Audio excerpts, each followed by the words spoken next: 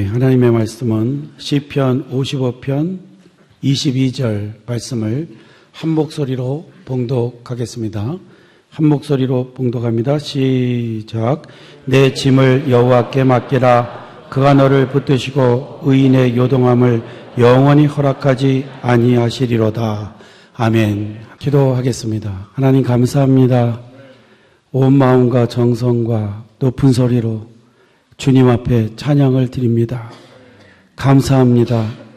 새해를 주셔서 감사합니다. 주여, 새해를 걱정 없이 주님과 동행하며 믿음으로 시작하게 하심을 감사합니다. 오늘 찬양을 드린 찬양대 위에 은혜를 부어주셔서 성령 충만케 하시고 귀한 찬양의 열매가 온 교회에 맺게 하여 주시옵소서. 기도에 응답하심을 믿습니다.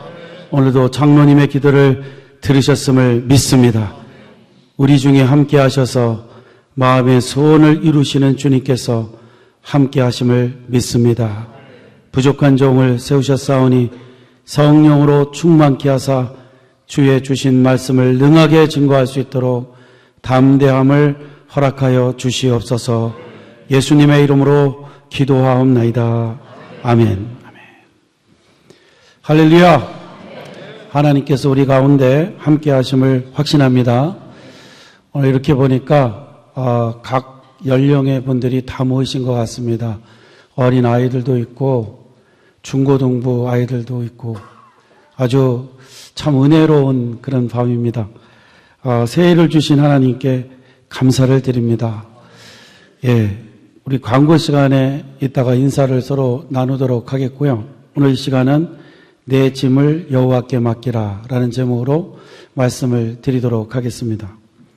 오늘 본문은 우리에게 내 짐을 여호와께 맡기라고 말씀을 하고 있습니다.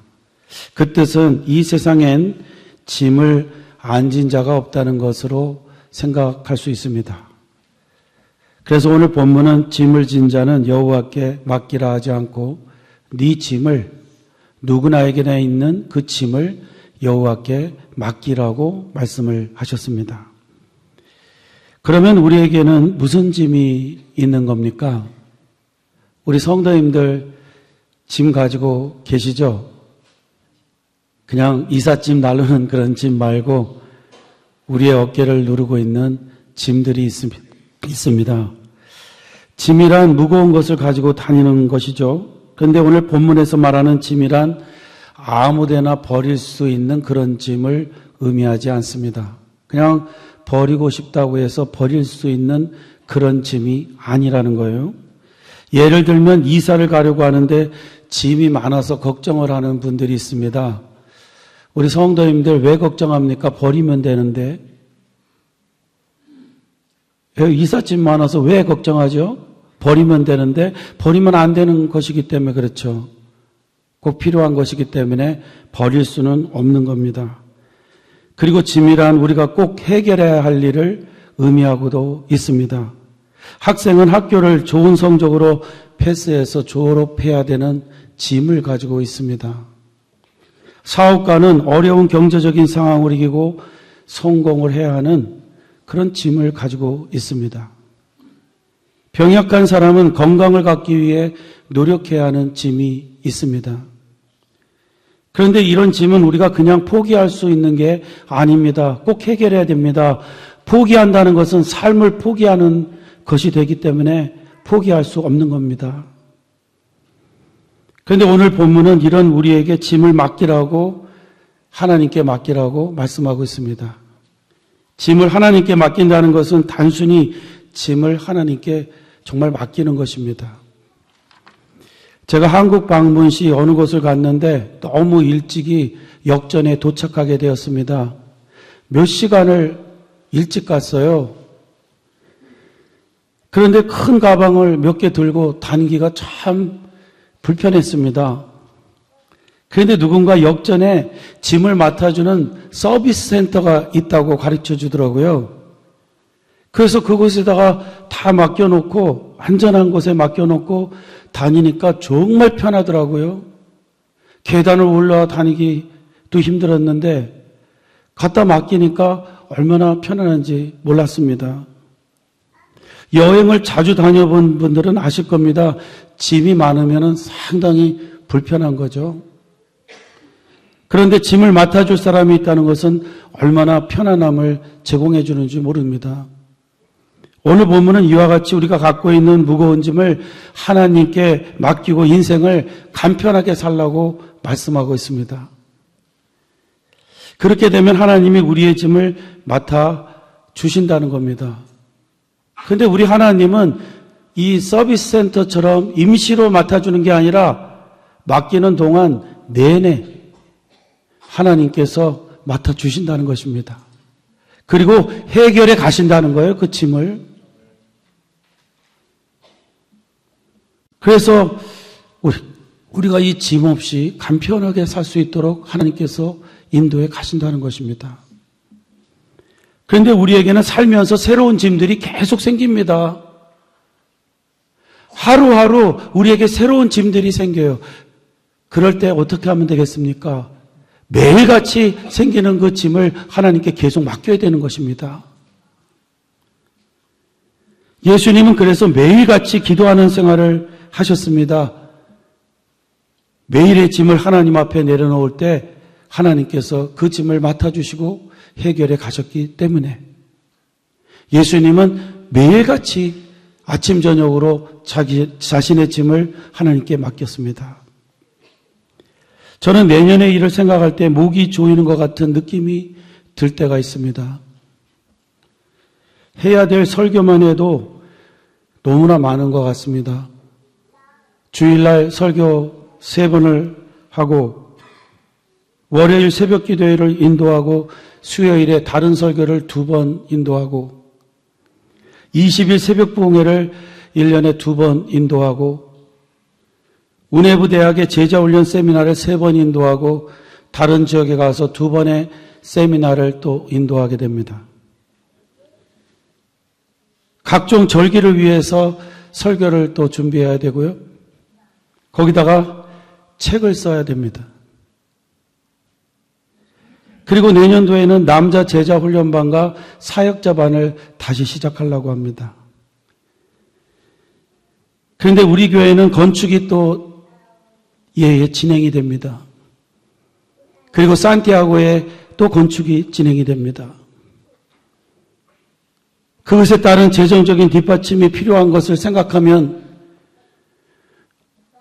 잠이 잘 안 옵니다. 그래서 잠이 들었다가도 한 번 깨면 다시 잠을 잘 수가 없어요. 그 이유는 저의 힘과 지혜로는 감당할 수 없는 것이기 때문입니다. 그리고 제 목 상태가 별로 안 좋습니다. 이 해에 제가 감당해야 할 모든 것을 제가 과연 감당할 수 있을까 하는 그런 의문이 듭니다. 그런데요, 저에게는 이런 집만 있는 게 아니라 저에게는 자식들도 있습니다. 여기 이 목사는 자식 없이 그냥 홀로 사는 사람이 아니에요. 손주도 있어요. 그들을 생각하면 또 한 차례 걱정이 몰려옵니다. 그런데 말입니다. 제가 그런 모든 짐에서 벗어날 때가 있습니다. 바로 이곳에 찾아와 주님 앞에 머리를 숙일 때입니다. 제가 머리를 숙이고 저의 짐을 주님께 고백하면 주님이 다 맡아주시는 것을 느끼게 됩니다. 그래서 저는 다시 힘을 얻고 일어나 이곳을 나가게 됩니다. 그리고 시간이 지나면 다시 염려가 찾아옵니다. 그러면 저는 다시 이곳으로 들어옵니다.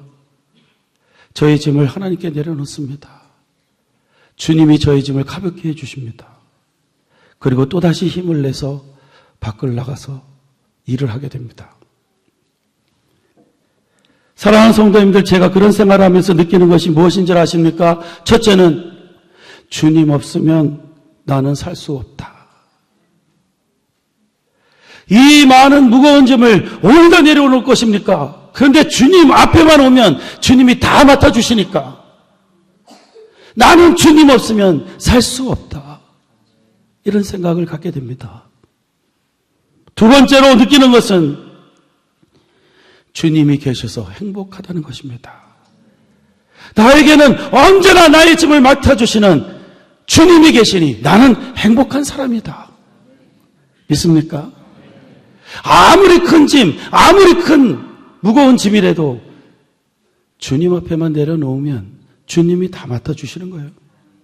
우리는 간편하게 인생을 살 수가 있습니다. 근데 역전해서 보니까 어떤 분들은요, 이 몇 개의 가방을 들고 그냥 막 끙끙거리고 몇 시간을 다니시더라고요. 맡기면 되는데.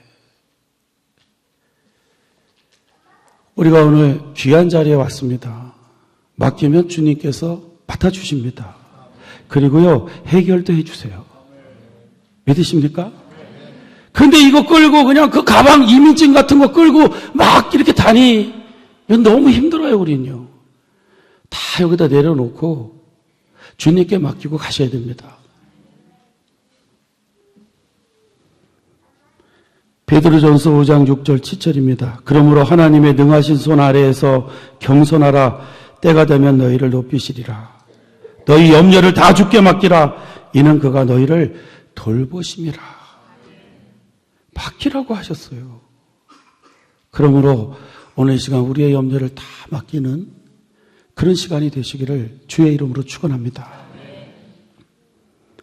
두 번째는 짐을 내려놓는다는 것은 하나님을 신뢰하는 것을 의미하고 있습니다. 하나님을 신뢰한다는 것은 하나님의 말씀을 그대로 믿고 따르는 것을 의미합니다. 예수님은 이런 말씀을 마태복음 11장 26절로 29절에서 하셨습니다. 수고하고 무거운 짐진 자들아 다 내게로 오라. 내가 너희를 쉬게 하리라. 여기까지는 우리가 잘합니다. 그 다음이 중요한 겁니다. 나는 마음이 온유하고 겸손하니 나의 멍에를 메고 내게 배우라. 그러면 너희 마음이 쉼을 얻으리니 이는 내 멍에는 쉽고 내 짐은 가벼움이라. 너희가 무거운 짐을 다 나에게 맡기려면 내려놓긴 하되 내가 너희에게 져주는 짐을 너희가 져야 된다. 근데 그 짐은 굉장히 가벼운 거야. 이게 무슨 말씀이냐면 우리가 하나님 앞에 짐을 내려놓는 순간에 하나님을 신뢰하고 하나님의 말씀을 따라 살아가야 된다는 것입니다.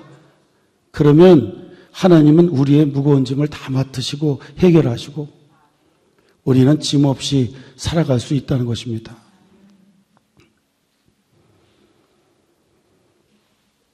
주님이 가르쳐 주신 약속대로 짐을 내려놓고 살아가면 주님께서 다 담당해 주시고 우리의 길을 열어 가십니다.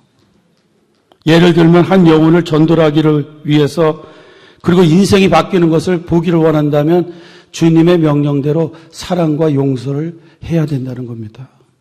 그러면 한 영혼이 구원받는 것을 보게 된다는 거예요. 그런데 용서하지 못하면 사랑하지 못하면 한 영혼 구원받을 수 없다는 겁니다. 인터넷 보니까 서울 용산 삼각지 뒤편에 있는 옛집이라는 국수집이 있다고 합니다. 할머니가 운영하는 국수집인데 10년 넘게 3,000원 이상 돈을 올리지 않았다니까 3불 이상 국수 한 그릇이 올라가지 않았다고 그래요. 그리고 이 집은 특별한 게 한 그릇 더 달라고 그러면 더 주는 집이래요. 안 놀래시네. 뉴욕에도 그런 집 있으면 좋겠어요. 먹다가 너무 맛있으면 한 그릇 더 주세요. 그러면 그냥 주는. 그런데 특별히 이 국수집에 대하여 아주 감사하는 남자가 있다고 합니다. 그 이유는 다음과 같은 일이 있었기 때문이라고 그래요. 이 남자는 15년 전에 사기를 당해서 재산을 다 잃고 아내도 도망을 가버렸다고 그럽니다. 그래서 이 사람은 노숙자가 돼갖고 홈레스가 돼갖고 식당 한 곳 한 곳을 들려서 얻어먹는 그런 신세였다고 그래요. 그러니까 식당에서 반가워하지 않고 냉대받고 쫓겨나는 일을 매번 당했다고 그래요. 그래서 하루는 세상에 대한 미움이 생겨서 내가 어느 집을 골라서 불태워버리겠다. 휘발유를 갖고 다니면서 불태워버리겠다. 이런 악한 마음이 생겼다고 합니다. 그런데 이 남자가요, 할머니가 운영하는 국수집에 들어가게 된 겁니다. 그 남자는 국수를 주문했고 한 그릇을 허겁지겁 다 먹었다고 그래요. 그랬더니 할머니가요, 아유, 한 그릇 더 먹어야 되겠다고 한 그릇 더 갖다 주더래요. 이 사람이 한 그릇마저 다 먹고 나서요, 글쎄 냅다 도망을 쳤다고 합니다. 그때 할머니가요, 그의 뒤를 따라오면서 이 남자를 향해 다음과 같이 소리를 쳤다고 합니다. 이봐 젊은이, 돈 안 내도 되니까 그냥 천천히 가. 다쳐. 이렇게 말했다는 거예요.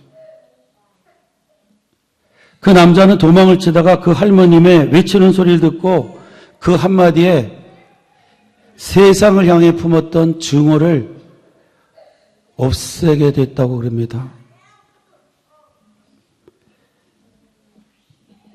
한 사람이 베푼 작은 사랑과 용서 때문에 그 남자는 세상에 대한 증오를 버리게 됐다고 그래요.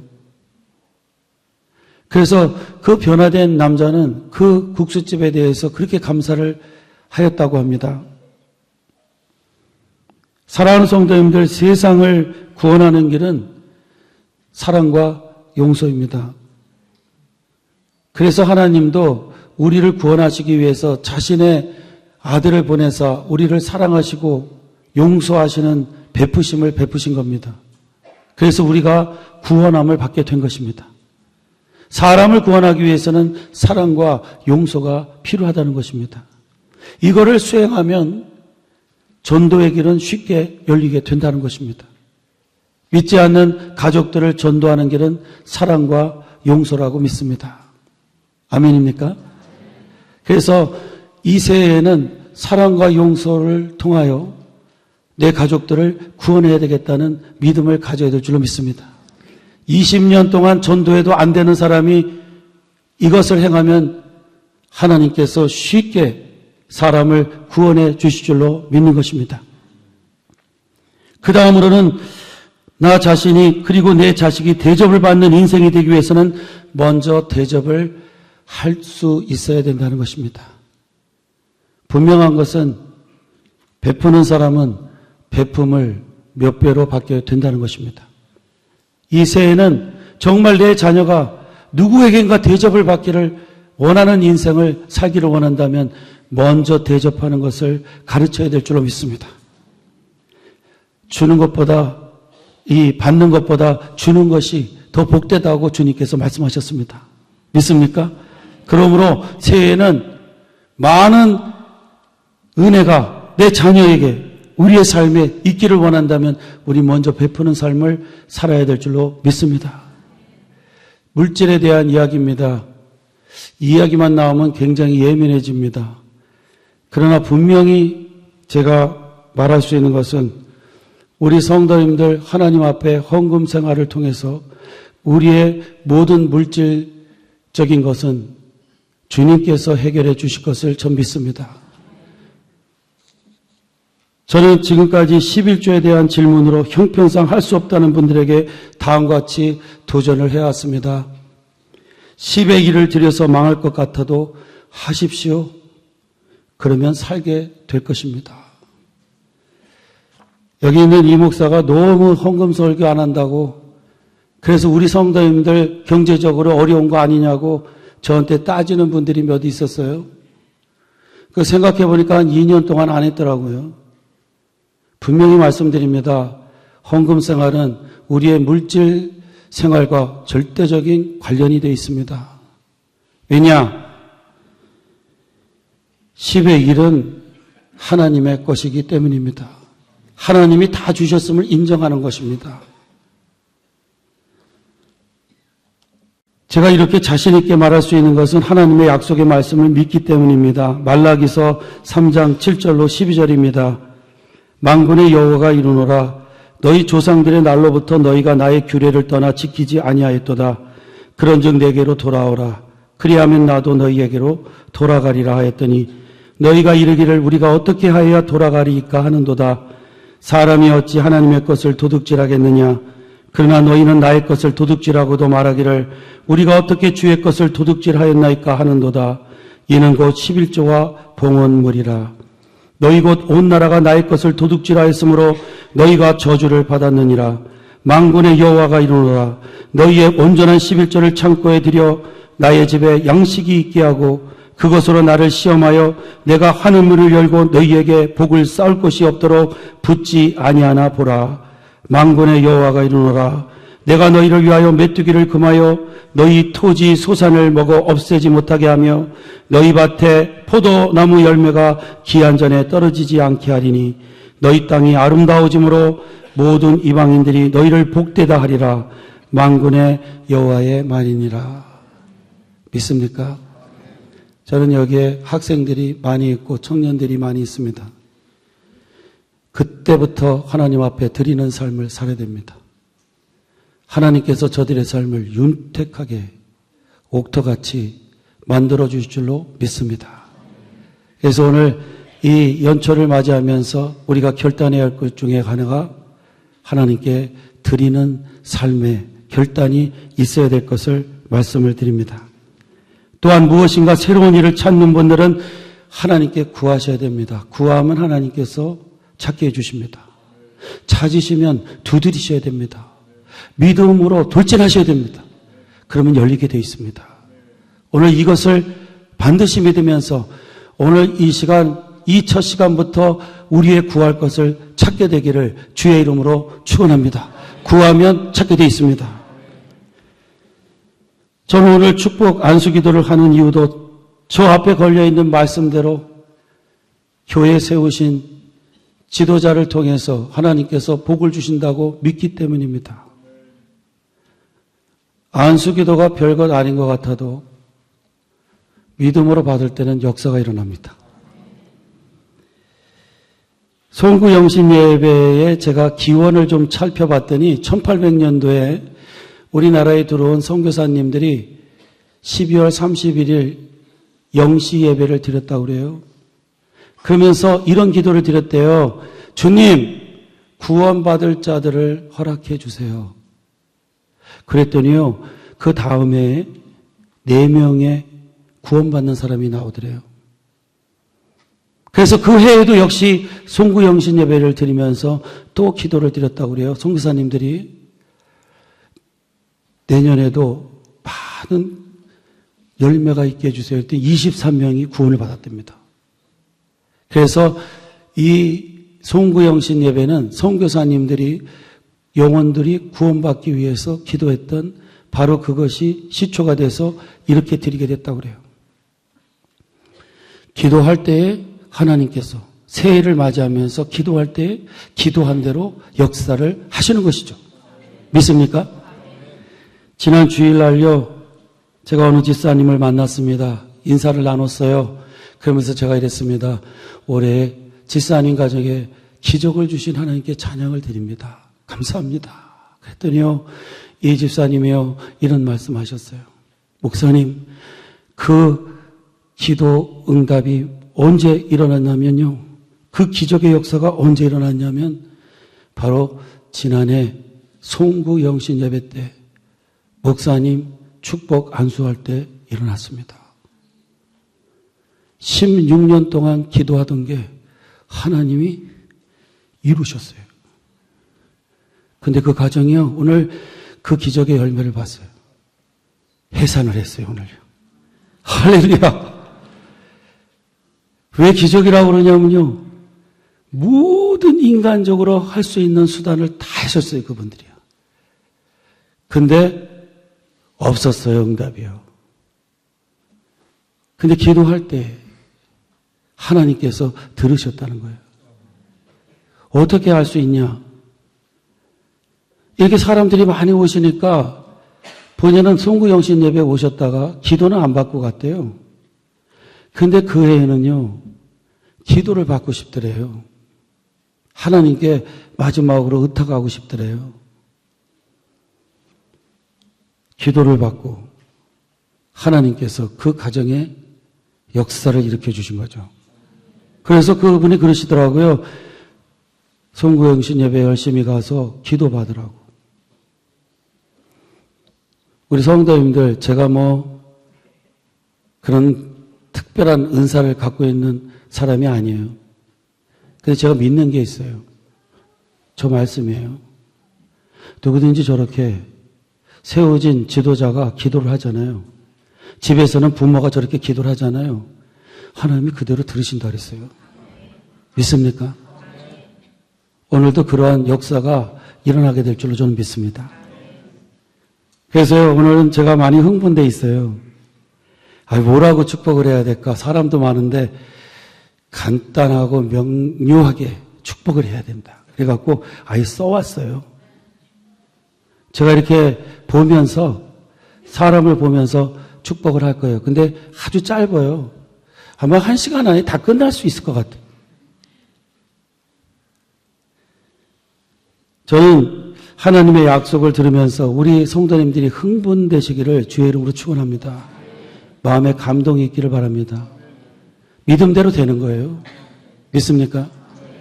오늘 자신의 기도 제목을 가지고 기도할 때에 하나님께서 응답하여 주실 것이다.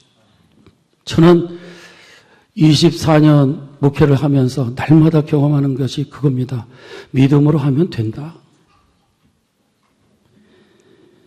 오늘 이 시간에 우리의 짐을 맡기라고 그랬습니다. 근데 예수님이 말씀하셨어요. 너희 짐을 맡기고 내 약속의 말씀을 믿고 그대로 살면 돼.